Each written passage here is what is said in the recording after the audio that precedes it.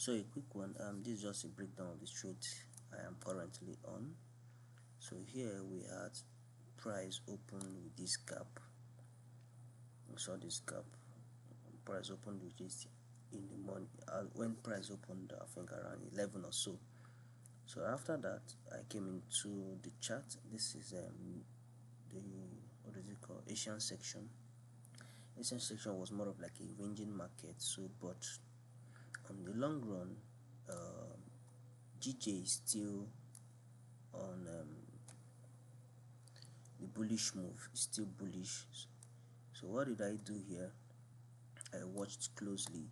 I saw that market took out last week high here, right? Market moved, it took out last week high, about like it's took out this high.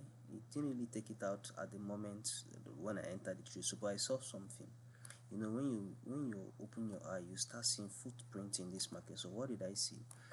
I saw that here they kept out a fair value gap here, and they were reaching out to this move.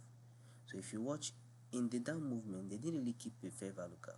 So but when they are pushing to the upside, they kept a fair value gap. And if you could see another one here. So but one thing is time and price. So around 8 o'clock on the dot, I saw price moving down to this place, heading to this fair value gap. So what did I do?